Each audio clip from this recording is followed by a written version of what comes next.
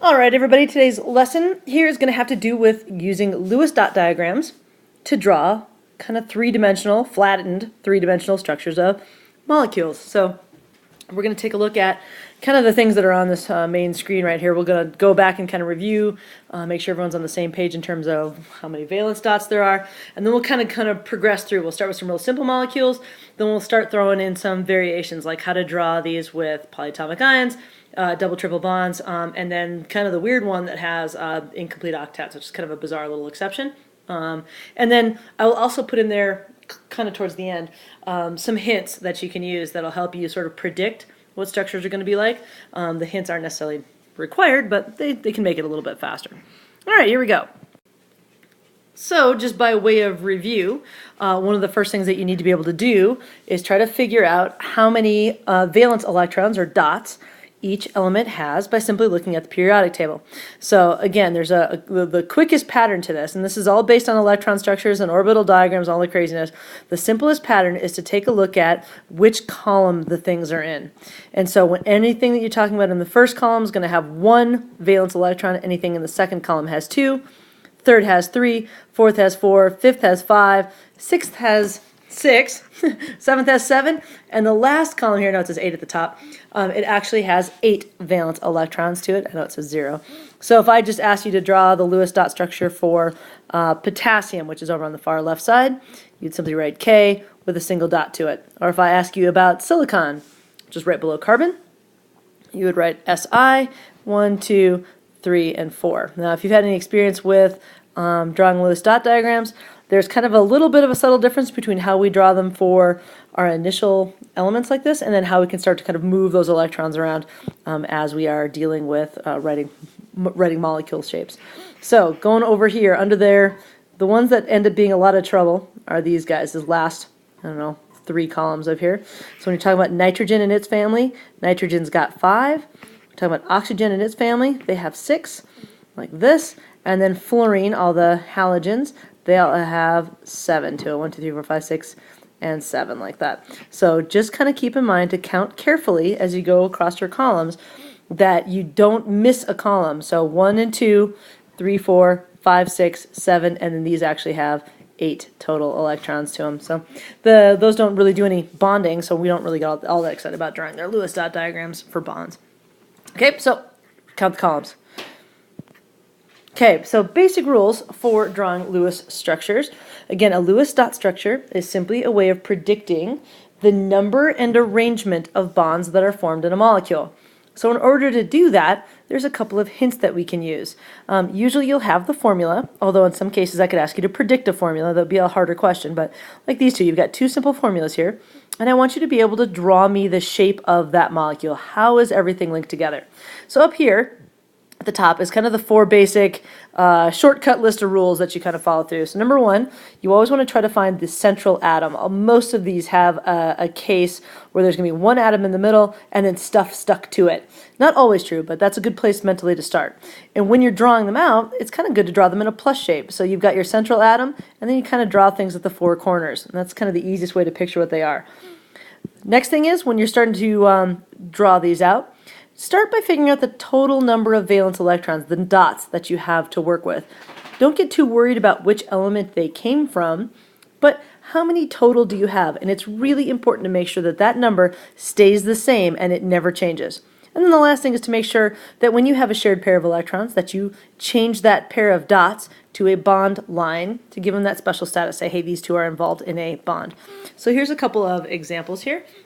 You got H2O, which is, water, dihydrogen monoxide, and then CBr4, which is carbon tetrabromide.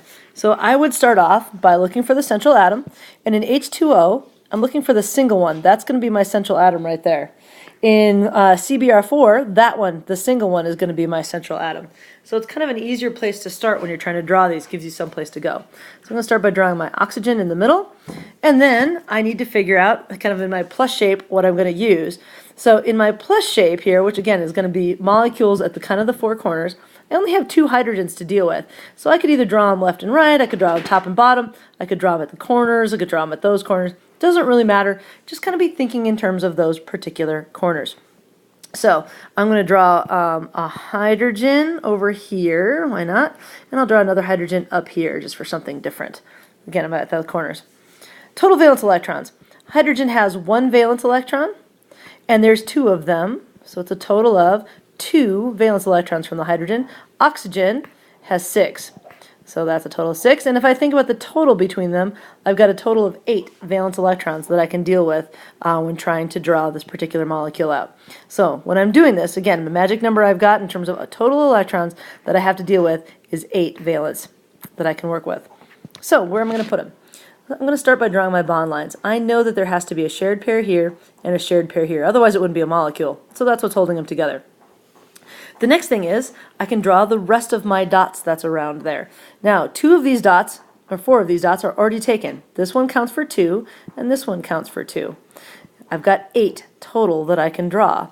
So if I've got 2 and 2, I only have, hold on, 1, 2, 3, 4. I can draw 5, 6, 7, 8, 4 more electrons. So 5 and 6, and then 7 and 8. Now why would I draw them there? Well, again, the rule here is the octet rule. We want to make sure that every element has a total of 8 electrons, other than hydrogen. Hydrogen's a little loner, it can only have 2. So every time you draw a structure, you have to evaluate whether or not it's done.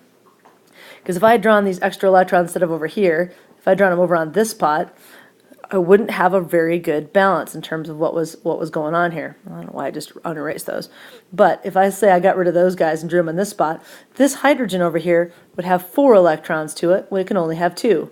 And my oxygen would actually only have 1, 2, 3, 4, 5, 6 electrons when it really wants 8. So this is why we gotta take a look at where our electrons are. And does everything have 8 except for hydrogen? So when I take a look at this hydrogen's got 2 and it's satisfied. This hydrogen has 2 and it's satisfied, and this oxygen here has 8. This is 2, this is 4, 6, and 8. Remember, every time you draw a bond line, that counts as 2 electrons. Now everything matches the octet rule, and this is what we would call a happy molecule. It's electronically stable. All right, let's look at another example. Let's look at the CBr4 we got here. So my central atom was carbon, and I'm going to have bromines at the corners. Br, I've got a second one, Br, third one, Br up here, and then the fourth one like that, Br. There's my fourth one. Total number of electrons. Okay, carbon's got 4 valence electrons. Bromine has 7 valence electrons, and there's 4 bromines present. This is a whole bunch. So this is 28, 29, 30, 31, 32 total electrons that I can work with when I'm drawing my drawing. So I kind of think about adding those guys together. So I know I'm going to have to draw my bond lines. I'm going to start there. 1, 2, there's 3, 4, there's 5, 6, and there's 7, 8. So I know that's going to be holding it together. Now if I take a look at the octet rule, my central carbon is happy because it's got all 8, but my bromines are very, very deficient. They only have 2 on there. So I'm going to start sprinkling the rest of my electrons around on the outside until and see how many I have. So remember, I already have 8 taken care of in the middle, so I'm going to go around on the left here. 8, and there's 9 and 10, 11, 12, 13, and 14, and that one now satisfies the octet rule. So that was 14. There's 15 and 16, 17, 18, 19 and 20, and this bromine now satisfies the octet rule. I lost count. 2, 4, 6, 8, 10, 12, 14, 16, 18, 20. Is that right? 2, 4, 6, 8, 10, 12, 14, 16, 18, 20. Yep. 21, 22, 23, 24, 25, 26, and that bromine now satisfies the octet rule. And there's 27, 28, 29, 30, 31, and 32. So now I have all my electrons around there. Hooray! And my structure is pretty happy looking. Each one of my bromines here has a total of 8. They all satisfy the octet rule. Octet rule all the way around. My carbon satisfies the octet rule. And I've only used my 32 electrons. I've used exactly the right number to make this structure look right. So that's what a molecule, a Lewis structure, for carbon tetrabromide would look like. Pretty crazy.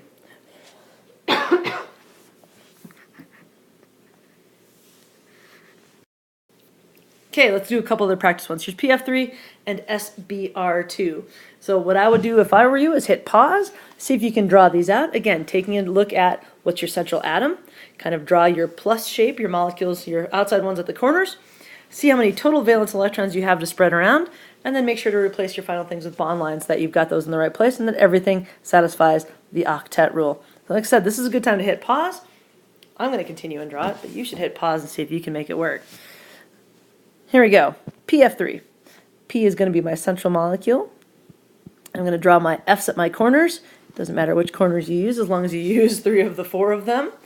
And then electrons. Let's see. How many electrons does P have to deal with? I'm going to go get my handy dandy periodic table. Phosphorus has a total of 5, and then fluorine has a total of 7 to it. So this one's got, where is it? Fluorine has 5, this one has 7. Is that right? Yeah, that seems like a lot, doesn't it? Ugh. Okay, and then 7 times 3, which is 21, plus another 5, equals 26. Hopefully I did that right. 7 plus 3 is 21, 5, 26. Yep, there we go. All right, so now I'm going to start drawing my bond lines. I know these are joined. I know those are joined. I know those are joined. So there's 2, 4, 6 electrons. 7, 8, 9, 10, 11, 12. That one's happy. 13, 14, 15, 16, 17, 18. That one's happy. 19, 20, 21, 22, 23, 24. And that one's happy. So now I've drawn 24 electrons. My structure looks pretty good. So there's, that one's filling the octet, that one's filling the octet, and that one's filling the octet. But now don't forget to stop and look, because if I take a look at the phosphorus the way I've drawn it right here, it only has 6 electrons around it. And I haven't drawn all of my electrons yet. So this is electron deficient. We can't do that. We need to make sure that we give it those last 2. Remember, we'd only drawn 24, so there's 25 and 26. It's perfectly acceptable to have unshared pairs on that central atom like that. So that's PF3, phosphorus trifluoride. All right, SBr2. Let's hit it. Sulfur's in the middle. Put bromine on either side. I'm going to put it left and right just for fun today. Why not? I could have put it on top and bottom or at the corners. Doesn't matter. Okay, total number of valence electrons. Sulfur has 6.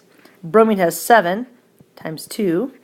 Okay, which is 14 plus 6 is also 26. Huh, okay. 26 and 26. I don't know why 2 didn't work out. So, 14, is that right? Yeah, it must be right. No, that doesn't seem right. 14, oh, 20. What am I doing? Good math, Bedwell. Nice job. Okay, so 7 times 2 is 14 plus 20 electrons. Oh my gosh. Okay, 20. Duh. Sorry. Okay. So, math, not my strong point. So, draw my bond lines. Here we go. Number 1's right there. Number 2's right there. So, we've got 2, 4 electrons already drawn. 5, 6, 7, 8, 9, 10, 11, 12, 13, 14, 15, 16. My bromines are happy. We've only drawn 16 electrons. We need to get up to 20. So there's 17, 18, 19, and 20. And everybody's happy. We've got the octet rule on bromine, octet rule on this bromine, and my sulfur's taken care of, plus the total number of electrons that I've represented in my drawing matches the total number of valence electrons that I have to work with. It's always important to go back and double check. Did you draw the 20 electrons that you need? 2, 4, 6, 8, 10, 12, 14, 16, 18, and 20. Okay, moving on. Some harder versions of this. Hopefully you're doing pretty good so far. Okay, so here's what's cool is that these same exact rules can be applied towards polyatomic ions. Polyatomic ions, I know, are one of those banes of every Chem 1 student's existence. Like, why do they have the formulas? Why do they have these charges? Why do I have to memorize all this stuff? Well, it turns out that polyatomic ions are simply groups of atoms that are covalently bonded together, so they're like molecules, except that they need a couple of extra electrons to maybe make their structures balance out perfectly. So they're not truly molecules, they're molecules with a charge, and those are called polyatomic ions. So if we take a look at, say, hydroxide up here, let's take a look at drawing this guy out. Remember, oxygen has a total of 6 valence electrons that it can work with. Hydrogen has 1. And if I just try to draw it like I normally would with an oxygen and a hydrogen, and I would have my bond line forming between them, which is super nice, and then I try to make all this thing work out, I only have a total of 7 electrons. The way if it was just a molecule. 1, 2, sorry, I have 2 already in there. There's 3, 4, there's 5, 6, and then I'd only have 7. And this isn't happy. There's no way I can make that thing work. So the reason why hydroxide is a -1 charge is it means I have 1 more electron to work with. If this thing has just 1 more, I'll draw it in kind of in blue there so you can sort of see it, this whole thing now is happy. The octet rule is happy for oxygen. Oxygen's got the 8 that it needs. Hydrogen's got the 2 that it needs, simply by adding this 1 extra electron to it. And it's that 1 magic electron there that makes this thing a polyatomic ion. And just like any other ion, we need to now indicate that it is indeed an ion by drawing the square brackets and the charge. So let's take a look. Now that you kind of have practice on doing one of these, let's look at sulfate. So sulfate is SO4 with a 2- charge. So sulfate's going to be in the center, sulfur. It's going to have our 4 oxygens around it, 3, 4, like that. Let's figure out how many dots we got. Sulfur's got 6, oxygen's got 6 times 4, and the fact that it's a 2- means it has 2 more electrons to deal with. So if I do this whole thing out, let's see, I've got 32, I believe, total electrons, if I can do my math correctly. I think that works out. Let's take a look at it. So let's draw my bond lines. Here's that, here's that, here's that, there's that. 1, 2, 3, 4. So it's 2, 4, 6, 8 electrons are now shown. 8, 9, 10, 11, 12, 13, 14, 15, 16, 17, 18, 19, 20, 21, 22, 23, 24, 25, 26, 27, 28, 29, 30.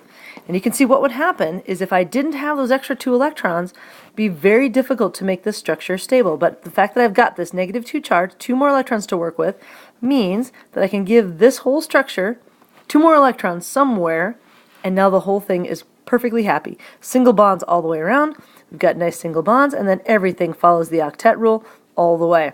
So that's why when we've got sulfate, sulfate is perfectly happy when it's a 2- charge. A 3- would have too many electrons, a 1- wouldn't be enough to complete it out.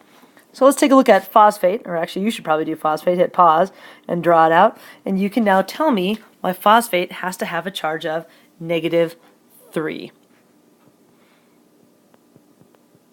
Okay, phosphorus, if I remember correctly, has 5 off the top of my head, and then this would mean I have 3 more to deal with. So this is 6 times 4 is 24, plus 8 more is going to have to be 32 again. Nice how that kind of worked out. So when I draw this bad boy, I get P-O-O-O-O, looks like poo. So we've got PO4. I'm going to start by drawing our bond lines. Here we are. So there's 2, 4, 6, 8 electrons. We've got 9, 10, 11, 12, 13, 14, 15, 16, 17, 18, 19, 20, 21, 22, 23, 24, 25, 26, 27, 28, and 29. And that's what it would look like if it didn't have that extra -3 charge to it. That's what PO4 would be all by itself with, it's 29 original electrons. And this is why phosphate likes to be a -3, because if it gets 1, 2, 3 more electrons from somewhere, said from a redox reaction somewhere else, then it can all of a sudden have the exact correct number to make this nice, neat, smooth little Lewis structure like that. Everything's satisfied, everything's following the octet rule, and we've got the right number of electrons around everything else. So let's take a look at a couple other now extensions to how this works. So we've dealt with polyatomic ions, some extra electrons to work with. Let's take a look at what happens if we don't have enough electrons to work with. So sometimes we start to draw things that have what we call double and triple bonds. So don't freak out about this, but double and triple bonds simply mean that there's 2 pairs of electrons or 3 pairs of electrons. And when we draw them, single bonds look like that, double bonds look like that, and triple bonds look like that, where you've got 3 bonds between them. And again, this is just a way for things to kind of make the numbers of electrons work. So let's take a look at oxygen here. Oxygen gas. Oxygen has 6 electrons each, times 2 is a total of 12 that it has to work with. And if I try to draw this molecule out, there's O, and then there's another O. Each oxygen has 6 to deal with. So if I draw like this with a single bond, there's 1, 2, 3, 4, 5, 6, 7, 8, 9, 10, 11, 12. Again, what people want to do is just draw 2 more electrons in there and make it work, but it doesn't have that. We've only got 12 electrons, so we can only draw 12 electrons in our picture. Don't just start filling up all the dots and get all dot happy because you think it's got to work that way. You've got to double check to make sure that the numbers that you've drawn matches the number that you've got here. So here's my 12. So the hint, I always know it's a double or a triple bond when I don't seem to have enough electrons. Like I've got this gap right here. And no matter what I do, I'm not trying to make an ion. I'm trying to do something neutral. I can't add or subtract any. I have to somehow make this work with the electrons that I've got. And so the trick is that an extra pair of these electrons, instead of just being on oxygen, we're going to move them to the center. And they're going to be able to be shared between the 2 different things. So I'm going to draw mine separately so you can kind of see what it looks like rather than just erasing it. So I'm going to do like this. Now instead of having a single pair in the middle, I'm going to put a double bond in the middle so I can see bond and bond, right? So now what I have in there is 2 and 4 electrons, 5, 6, 7, 8, 9, 10, 11, 12. And this now has the correct number to work all the way around. Again, this is 2 shared pairs, it's a total of 4 electrons. I basically took this pair of electrons and drew it as a second bond right here. So that's why it's kind of missing from this side, and it's now kind of right there. So it's not just on oxygen. Oxygen is not being selfish. Oxygen's sharing with its friends. Sharing is caring, right? And what that does is you take it from the one that has enough and you share it to the one that's deficient. So that's why you make that sort of slide those electrons into that bond. And again, now we've got the right number, 12, 2, 4, 6, 8, 10, 12, 14, 2, 4, 6, 8, 10, and 12. If I could count, that would make this so much easier. So let's take a look at CS2 and how this one works. Okay, CS2, carbon's got 4, sulfur has 6 times 2, so that's 12 plus 6, I believe is 16 electrons to make this structure work. So what is this going to look like? We're going to have carbon in the middle, sulfur on the outsides. I'm just going to put them left and right here. I'm going to have 1 bond and 2 bonds, so that's 4 electrons, 5, 6, 7, 8, 9, 10, 11, 12, 13, 14, 15, 16. I could have put those last electrons anywhere I wanted to. If you put them on carbon or whatever, it doesn't make any difference at all in terms of where you put them out there. The point is that when I put my 16 electrons out here, carbon's not happy. It looks happy. It looks totally fine. Like this sulfur's happy, this sulfur's happy. I'm just going to ignore that carbon doesn't even exist. Wrong. Carbon only has 4 on it. So that means I have to share from the ones that have enough towards the ones that don't have enough. So I'm going to share from the ones on the outside towards the ones that do. So I'm going to take this little pair of electrons right here, make them go away. I'm going to say that's a second bond. I'm going to do the same thing over here. Take a pair from over here and make that a second bond. And so now what I have is everybody's happy on there. Sulfur here has a total of 8. 2, 4, 6, and 8. Sulfur on this side has the same thing. 2, 4, 6, and 8. And carbon in the middle has 2, 4, 6, and 8, and that is a perfectly happy structure to it. Again, these are not bonds, so we don't, or not ions, so we don't have to draw brackets around these. But this one down here is an ion, so we'll have to draw that one as well. So carbonate, CO3, carbon, oxygen, oxygen, oxygen. Let's think about what we got here. 4, oxygen's got 6 times 3, and then there's 2 more to deal with.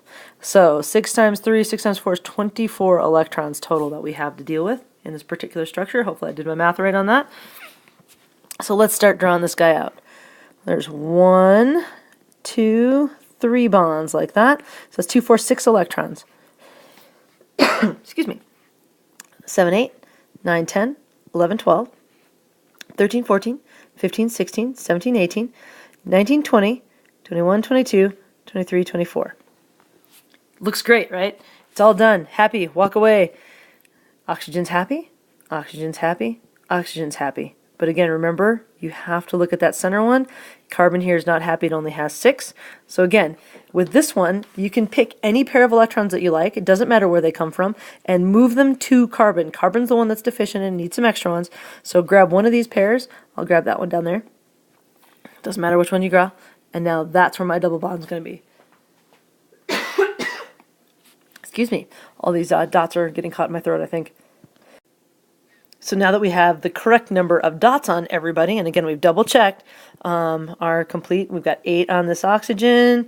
Over here, we've got 2, 4, 6, and 8 on this oxygen. We've got 8 on this oxygen, and this carbon's completely happy. We have our total number of electrons. We still have 24, 2, 4, 6, 8, 10, 12, 14, 16, 18, 20, 22, 24. Now we're happy. The last thing that we need to do is remember that this is indeed a polyatomic ion, and this is why carbonate has a charge of 2 minus. It's one of the things that makes it happy. It has enough electrons with that double bond to make a completely stable structure. So you go double and triple bonds. It is possible, it's uncommon, but it is possible to have 2 elements with 3 shared pairs between it, oftentimes with nitrogen. So it's very unusual, but you can see it. Okay, a couple of hints for you in terms of favorite numbers of bonds. Sometimes this is useful. If it's not useful, go blah, blah, blah, and move on to the next bit. But in terms of drawing your structures, a lot of times students want to do something like this. They want to try to have that sort of a structure on the side, and that's not quite possible to do that. One of the things to remember is that hydrogen, our lovely friend here, can have 2 and only 2 electrons. It violates the octet rule. It just cannot do that. It's just too small to have all those things that's in there. So one of the things to keep in mind when we're drawing all these things, carbon or hydrogen can only have 1 and only 1 bond. It'll never have 2. It just can't do it. Fluorine, chlorine, and bromine. I don't know if you guys remember these, but all of these guys have a very similar valence electron sort of pattern where they all look kind of like this. And each one of these has a single kind of parking space, one electron that it wants. And so typically these guys as well will only form one bond. It'll share this electron and then share that kind of that space with something else. So almost every single time, these guys also will form one and only one bond. There's a few occasions where they can do something else a little bit weirder, but typically as you're drawing these off, one bond is a good way to go. Oxygen. If you remember what oxygen looks like, it has this sort of a shape when we start off. And so kind of like I mentioned with fluorine, oxygen has kind of two bonding spaces. It's got one pair here that it wants to share and one pair here that it tends to share. So oxygen's favorite number of bonds to form is 2. It likes to form a bond on that side and a bond on that side. Again, because it's got those two parking spots, it's just something that's convenient for it. And it's kind of a nice hint that as you're drawing these out, and if you're trying to go, how many electrons should I have? Or how many bonds should I form? Oxygen likes to form 2. Going along the same lines, nitrogen's kind of crazy, and I mentioned this a little bit on the last slide. This is kind of what nitrogen looks like, and nitrogen likes to form 3 bonds. And again, it's got those possible spots, 3 different parking places right here. 1, 2, 3. So it tends to like to form 3 bonds because it wants to form up all of those. Interestingly enough, this one tends to, if it's going to form bonds, sometimes it'll do doubles. And nitrogen's is kind of famous for doing triples. Like if it's only bonding to one thing. So again, a lot of times with oxygen and nitrogen, you can see a double bond forming up in there or a triple bond forming up with the nitrogen. Now carbon's kind of a funky one. I know carbon, when we drew it out originally, we would draw it like this, 1, 2, 3, and 4. But it turns out carbon kind of likes to share even more than we would predict from that particular structure. And the easiest way to think about carbon is like this, where it literally has 4 separate parking spots to it. So carbon is very unusual, and it's actually one of the reasons why our life forms are based on it, is that carbon loves to form 4 bonds. 4 bonds of any type. It can mix and match. It can do a triple bond and a single bond. It can do 4 single bonds. It can do 2 double bonds. It does all kinds of things. And this is actually one of the things that makes it the basis for organic chemistry, because one of the things that carbon really loves to do is form lots of chains like this with bonds of other things kind of hanging off the side. So again, it's one of those things that makes it really useful for organic chemistry, and it's one of those little hints that you can kind of look at drawings. Does it have 4 on there? Because it's going to like to form 4 bonds. So there you go, kind of some simple patterns. Hydrogen and the halogens like to form 1 bond, oxygen likes to do 2, nitrogen likes to do 3, carbon likes to do 4. Again, just a hint. Okay, last bit. There's a couple of exceptions here to the octet rule, and these are a little bit strange, but you guys are smart. I know you can handle it. And it's these two. I'm referring to the boron and the beryllium. I'm not referring to the fluorine or the iodine. Boron and beryllium are kind of strange in that boron especially kind of likes to cheat a little bit. It doesn't like to fill up its octet. Beryllium does it occasionally, but it's more like when it's kind of trying to form a really weakly ionic bond that's not very good. They do some weird stuff. So when I draw these things out, this is the exception I'm going to expect you to remember, that boron is one of the weird ones that does not necessarily need to have a complete octet to it. So this is really bizarre in terms of how these work. Boron has a total of 3 and fluorine has a total of 7. And you kind of draw them just like this, where boron has 1, 2, 3 electrons and fluorine has 7. 1, 2, 3, 4, 5, 6, 7. 1, 2, 3, 4, 5, 6, 7, and fluorine has 1, 2, 3, 4, 5, 6, 7. And that's it. It doesn't like to have the full set on top of the boron. So you just see this, BF, F, it's kind of like BFFs, right? BFFs, like that. 5, 6, 7, 1, 2, 3, 4, 5, 6, 1, 2, 3, 4, 5, 6. And what's really strange about this, again, is that this is the case where boron here does not need to try to form some kind of a crazy, wacky double bond to try to get 8 on it. Again, fluorine only likes to form 1 bond anyway, so it doesn't really want to match another pair in there if it doesn't have to. It ends up being less stable. So boron is just kind of happy being just a little bit short. Beryllium does the same thing in its own kind of even weirder way. Beryllium, this is kind of a really funky. Beryllium's got 2. So it literally is like this. There's beryllium. And then iodine's got 7. So here's iodine with 1, 2, 3, 4, 5, 6, 7. And there's 1, 2, 3, 4, 5, 6, 7. And again, this is a really strange case. This is actually more like you'd predict it to be an ionic bond, like beryllium would just give these electrons away. But the difference in electronegativity between these isn't quite strong enough. The delta ion on these is like 1. So they end up kind of ionic, but also kind of sharing. It's a really bizarre in-between bond. So again, this is one of those other exceptions. The biggest one I want you to know is boron. That's the one I'm for sure going to ask you about. But keep in mind that also beryllium can do kind of weird stuff like this. And like I said, some of our bonds that aren't great ionic bonds, but they're not great covalent bonds, the kind of weird polar covalent ones, kind of fall into this sort of category. When we try to draw them out as molecules, they just don't look right. This is not an ionic bond. This is a covalent bond. It's just a weird one. So that's the other exception. The one I'm going to test you about, boron. Boron's the one you need to know. Boron is weird. Boron likes to have 6. Boron. That's the exception. What's the exception? Boron. Okay, so here's what we did today. We just went back and looked at some of those basic rules, trying to draw ionic charges and all that kind of stuff. Excuse me, and then we went through drawing some of these different types out. So I hope you've had a couple of hints to figure out how to draw Lewis dot structures and a little bit of practice. And we'll look at some more crazy examples in a moment, and I'll do a second video that's got some of the more hard examples on there. So there you go. Take care. See you tomorrow.